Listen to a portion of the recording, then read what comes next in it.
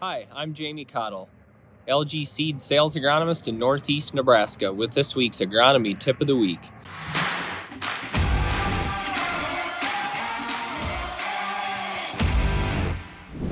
This week we're going to discuss soybean loss evaluation after harvest takes place. We've had a lot of warm temps since soybean harvest has begun, and we've had a few bouts of rain throughout, and that's actually made evaluating harvest losses pretty easy in the soybean fields, as we've had a lot of comments with a lot of green showing up in soybean fields that have been combined so far.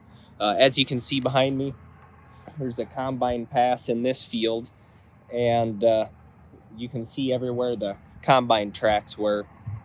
In a situation like this, the combine made it easier to see the soybean losses that took place during harvest.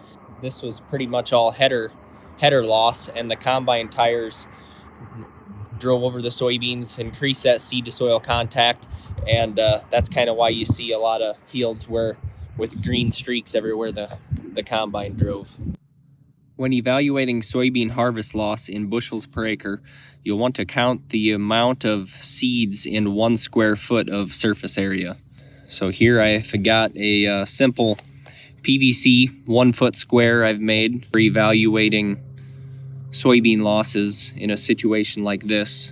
For ease, I picked one of these wheel tracks to make the counting easier. So you'd count every plant that's up.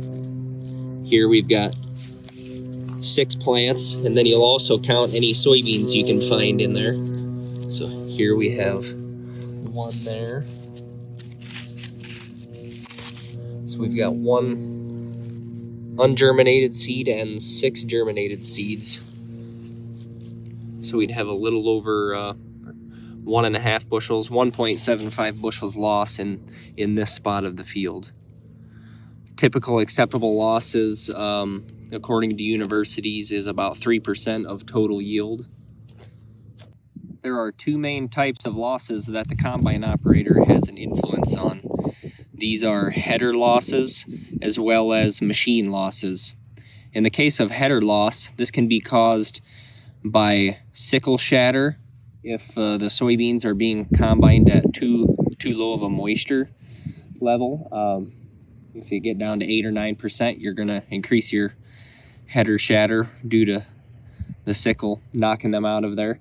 The second would be from, in the case of many fields this year, the beans were 12 to 13% in this area, and the stems were still green and tough.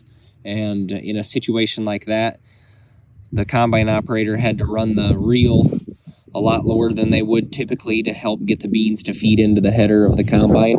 And in doing so, the reel was actually knocking a lot of beans out. And that's what you see in a lot of these fields like this one, where you've got green streaks in them tire tracks, and then just a few other green beans spread evenly throughout the field. The other type of loss would be from combine losses. You'd see a streak behind the combine with something like rotor loss.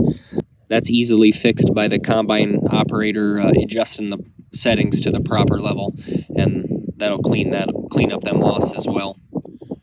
I would consider it nearly impossible to completely eliminate soybean harvest losses.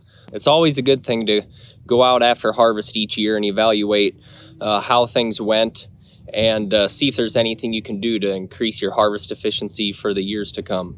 Thanks for tuning in to this week's Agronomy Tip of the Week.